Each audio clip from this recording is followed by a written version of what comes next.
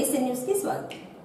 ఆంధ్రప్రదేశ్ రాష్ట్రం అభివృద్ధి చెందాలంటే తెలుగుదేశం పార్టీతోనే సాధ్యమని 2019 ఎన్నికల సమయంలో జగన్మోహన్ రెడ్డి ఇచ్చిన హామీలు సక్రమంగా అమలు చేయడంలో విఫలం చెందారని అద్దెంకి శాసనసభ్యులు గొట్టిపాటి రవికుమార్ అన్నారు.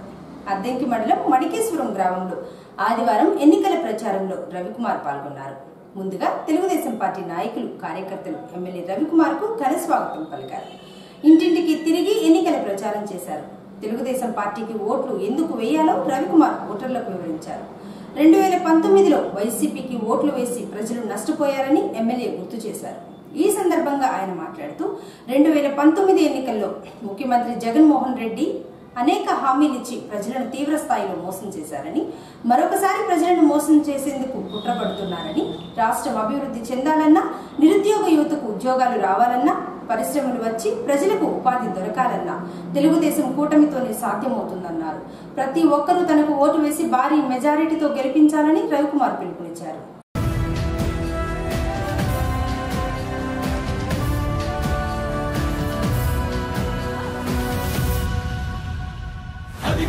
నిశ్శబ్దం పగిలి ముక్కలవుతున్న భీకర దృశ్యం, అలలెగసిన తడి అలజడి ఆగ్రహ తేజమై రూపుదాల్చిన సత్యం, ఆగ్రహ పరాయణ దీక్షా పర్వం అహో ఆరంభం.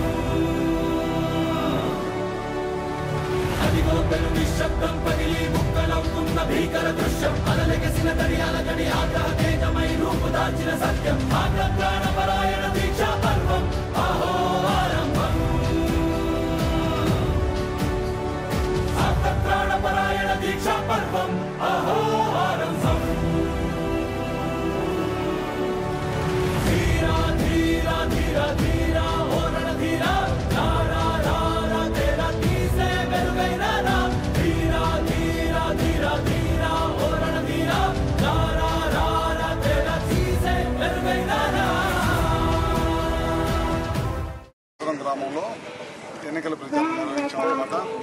ముఖ్యంగా ఎస్సీ గవర్నమెంట్ వల్ల ఇక్కడ చాలా ఇబ్బందికరమైన పరిస్థితులు ఎదుర్కొంటున్నారు. ఎప్పుడు కూడా చరిత్రలో గొల్లకమ్మ ఎండిపోయిన పరిస్థితి మనకైతే ఎప్పుడు లేదు.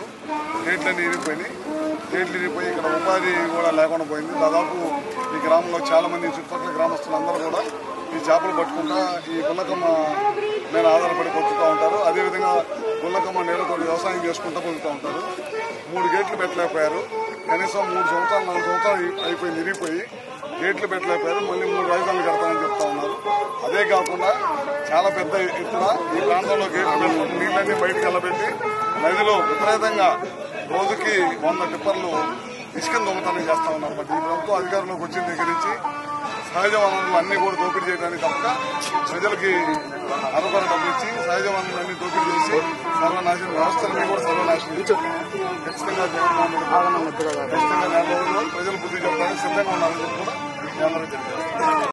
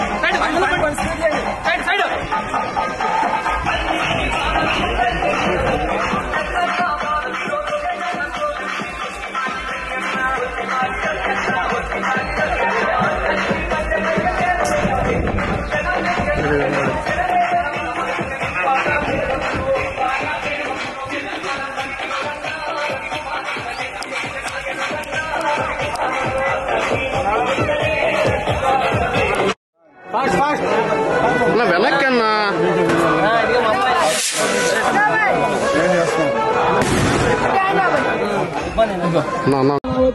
వచ్చేసారు మన గొట్టిపాటి రవికుమార్ గారు వచ్చేసారు. చిన్నగా పోని అన్న వచ్చేసారు. వచ్చేసారు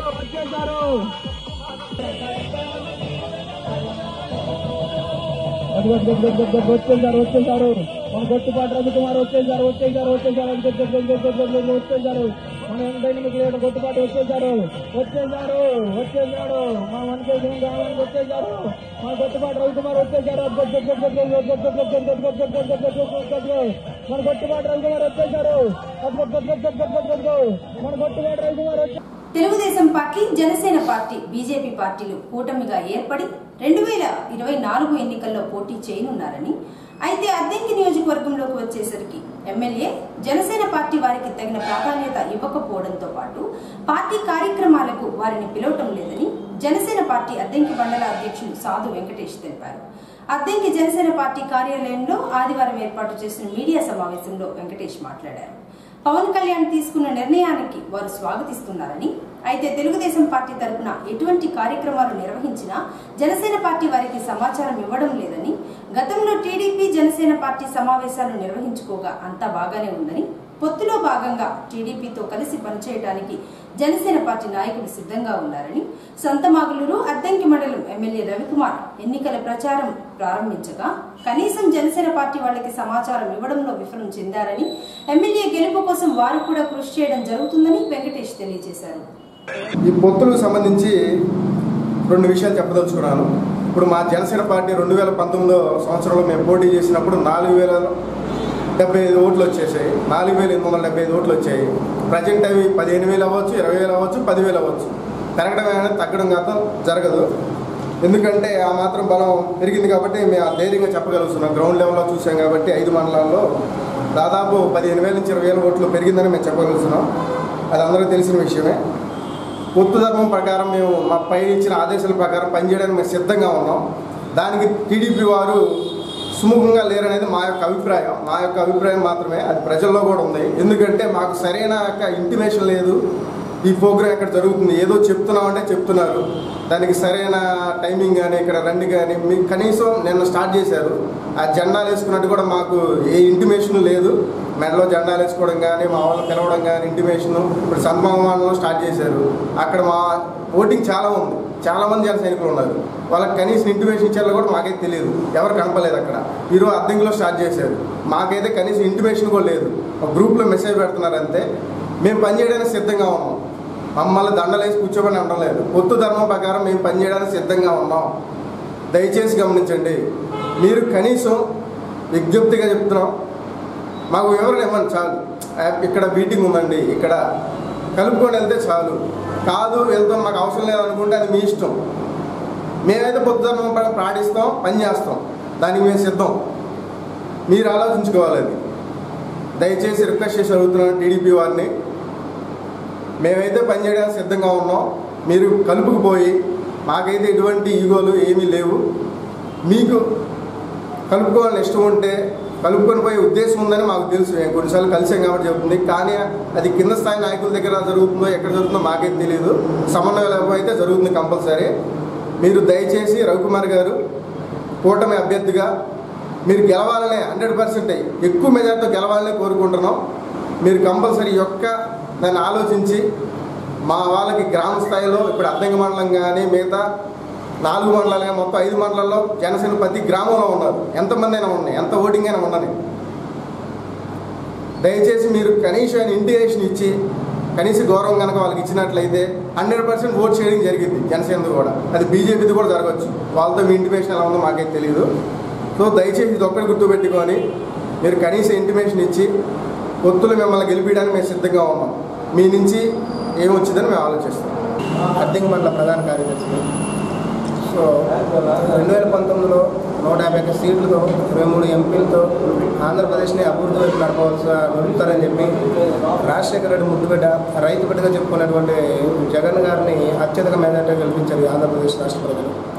సో అలాంటి గొప్ప విజయాన్ని అందించిన రాష్ట్ర ప్రజలకు ఈరోజు ఆంధ్రప్రదేశ్ని అంధకారంగా మారుస్తూ రాష్ట్రాన్ని అతలాకుతలం చేసి ప్రతి ఒక్క సమస్యని ఇంకా అంతా పెంచే విధంగా తయారు చేసి ఈరోజు రాష్ట్రంలో అన్ని సమస్యలను తలెత్తే విధంగా చేసినటువంటి జగన్ రెడ్డిని 2024లో అంటే రేపు జరగబోయే ఎలక్షన్లో జనసేన అధినేత శ్రీ పవన్ కళ్యాణ్ గారి ఆదేశం వరకు టీడీపీ జాతీయ అధ్యక్షుడైన శ్రీ నారా చంద్రబాబు గారు మరియు బీజేపీ పురంధేశ్వర్ గారి ఆధ్వర్యంలో 3 పార్టీలు కలిసి ఎన్డీఏ కూటమి ఏర్పడి 2024 జరిగే ఎలక్షన్లో రాష్ట్రాన్ని అభివృద్ధి పరుచుకునే విధంగా మనందరూ రాష్ట్ర ప్రజలందరూ కూడా ఒకసారి ఆలోచించి ఎన్డీఏ కూటమికి ఓట్లేసి ఏ స్థానాల్లో అయితే జనసేన వాళ్ళని మరియు బీజేపీ వాళ్ళని మరియు టీడీపీ వాళ్ళని కలిపి పోటీ పెట్టడం ఉమ్మడి అభ్యర్థులుగా పోటీ పెట్టడం వాళ్ళందరికీ మీరందరూ ఓట్లు వేసి రాష్ట్రాన్ని అతలాకుతలం నుంచి మంచి వైపు ప్రయాణించేదిగా నిరుద్యోగ సమస్యల్ని పోలవరం సమస్యల్ని నీటి సమస్యల్ని రైతు సమస్యలు ఇలా రాష్ట్రంలో ఏర్పడిన సమస్యలు మొత్తాన్ని తీర్చే విధంగా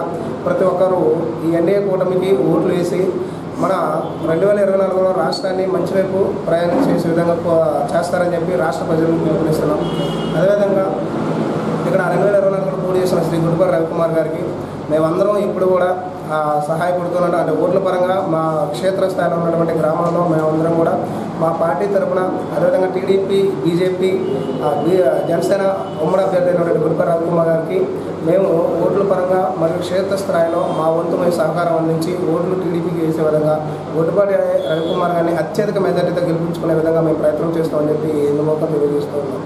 అద్దంకి పట్టణంలోని స్థానిక చిన్ని శాంతయ్య భవనంలో శనివారం రాత్రి అంతర్జాతీయ మహిళా దినోత్సవం సందర్భంగా రిటైర్డ్ ఏపీఎస్ఆర్టీసీ ఎంప్లాయీస్ యూనియన్ ఆధ్వర్యంలో ప్రతిభామూర్తుల సభ జరిగింది. ముందుగా సినీ నటుల చిత్రపటాలకు ప్రముఖులందరూ కలిసి పూలమాలలు వేసి నివాళులర్పించి నాటి జ్ఞాపకాలను గుర్తు చేసుకున్నారు. సినీ నటి సూర్యకాంతం శ్రీదేవి సౌందర్యాలకు తిరుగులేదని దర్శకులు ఎటువంటి పాత్ర ఇచ్చినా చేసి అందరూ మన్ననలు పొందుతారని వక్తలు చెప్పారు. సావిత్రిబాయి పూలే గురించి చెప్పవలసిన అవసరం లేదని శ్రీ విద్య కోసం ఎంతో పాటుపడిన మహామేధావి సావిత్రిబాయి పూలే అన్నారు. నేటి కాలంలో మహిళలందరూ వంటింటికే పరిమితం కాకుండా బయట సమాజంలో జరుగుతున్న వాటిపై దృష్టి పెట్టాలన్నారు. స్త్రీలు అన్ని రంగాలలో పురుషులతో పాటు సమానంగా రాణిస్తున్నారని ఉమా అన్నపూర్ణ చెప్పారు. ప్రతి నెల రిటైర్డ్ ఆర్టీసీ ఎంప్లాయీస్ యూనియన్ వారు ప్రతిభామూర్తుల సమావేశం ఏర్పాటు చేసి మహానటులను గుర్తు చేసుకోవడం సంతోషంగా ఉందన్నారు. ఎంత గొప్ప 70 సంవత్సరాలు బతికింది. 1924 అక్టోబర్ 28వ తేదీన కాకినాడ పీఠాపురం మధ్యలో ఉండేటటువంటి ఒక గ్రామంలో సూర్యకాంతమ్మ గారు జన్మించారు. వాళ్ళ తల్లిదండ్రుల పేరు కొన్నాడ వెంకట అనంత కృష్ణయ్య గారు, వాళ్ళ అమ్మగారి పేరు వెంకట రత్నమ్మ గారు. ఆమె చిన్నప్పటి నుంచి కూడా 6 సంవత్సరాల వయసులో నుంచి కూడా నాటకాలు ఈ కళలు వీటి మీద ఆసక్తి ఉండేది. ముఖ్యంగా ఎక్కువగా వచ్చి వాళ్ళ ఊర్లలో హిందీ సినిమా వాల్ పోస్టర్లు ఉండేవి. అప్పట్లో వాల్ పోస్టర్స్ బాగా ఉండేవి. అవి చూసి ఆమె బాగా ప్రేరణ పొందింది. వాటిని చూసి ఎప్పటికైనా సరే నేను హిందీ సినిమాలో నటించాలి అని చెప్పి ఒక ఆలోచన ఆమెకు వచ్చింది. ఆ టైంలోనే ఈమెకు వచ్చి వాళ్ళ ఊర్లో హనుమ నాట్య కళామండలి అని చెప్పి బాలాంతపు హనుమంతరావు గారు అని చెప్పి ఒక ఆయన ఏర్పాటు చేశారు. దాంట్లో కేవలం వచ్చి ఆడవాళ్లకు మాత్రమే ఈ డాన్స్ అవి నేర్పించేవారు. ఆ డాన్స్ అవి నేర్చుకుంటూ ఈమె తనను తాను ఇంటి దగ్గర కూడా ప్రాక్టీస్ చేస్తూ ఉండేది. తర్వాత ఈమెకి 6th క్లాస్లో ఉండేటప్పుడే వాళ్ళ నాన్నగారు చనిపోయారు ముందు. తర్వాత వాళ్ళ అమ్మగారిని తోడు తీసుకొని ఆ నాట్యకళా మందిరికి వెళ్ళి ఆ డాన్స్ అవి ప్రాక్టీస్ చేస్తూ ఉండేది. తర్వాత అప్పట్లో రంగస్థలాలు అంటే మళ్ళాగా మూవీస్ అవి లేని కాలంలో అన్నమాట. అంటే 1924 తర్వాత నుంచి ఆ కాలంలో ఇన్ని అవకాశాలు లేకపోతే రంగస్థలం అనేది ప్రముఖంగా ఉండేది. సక్కుబాయమ్మ, శ్రీకృష్ణ తులాభారం ఇటువంటి నాటకాలు వేసేవాళ్ళు. ఈ నాటకాలు వేసేటప్పుడు మగ పాత్రలు వేసేటటువంటి డ్రెస్సులు వేసుకునేవాళ్ళు. ఆ పద్యాలు అవి కూడా అవలీలగా చెప్పేసేవాళ్ళు. ఎవరు కూడా ఆమె స్త్రీ అని చెప్పి ఎవరు అనుకునేవాళ్లే కాదు. దాంతో ఆమె ఇంకా బాగా తన నటని ఇంప్రూవ్ చేసుకుంది. వాళ్ళ తోడుగా ఆమె ఇంకెక్కడికైనా వెళ్ళాలంటే వాళ్ళ అమ్మగారిని తోడు తీసుకునేది. చాలా మంచి రాణింపు తెచ్చినవి. అలాంటి సినీ నటిని అనంతలోకాలకు వెళ్ళిపోయినందుకు ఇప్పటికి కూడా భావితరాల వాళ్ళు కూడా తలుచుకుంటున్నారు. అంటే సంస్కృతి సాంప్రదాయం విధంగా చక్కగా డ్రెస్ సెన్స్ కానీ ఆవిడ నటించిన సినిమాలు కానీ అవన్నీ కూడా చక్కగా గుర్తు చేసుకునే విధంగా ఉండేవి. ఓ మహిళా లోకానికి సావిత్రికి ఎంత మంచి పేరు ఉందో అలాంటి పేరు ఈవిడికి కూడా ఉంది. అలాగే 1995లో ఉత్తమ నటిగా ఫిలింఫేర్ అవార్డు వచ్చింది. 2004లో భారతీయ జనతా పార్టీ ప్రచారానికని ఏదో ఊరు బయలుదేరితే విమాన ప్రమాదంలో ఈవిడి ప్రాణాలు వదిలింది. చక్కగా MBBS వరకు చదువుకున్నది. కన్నడ యాక్టర్ కూడా అయినా కూడా తెలుగు సినిమాల్లో మంచిగా నటించింది.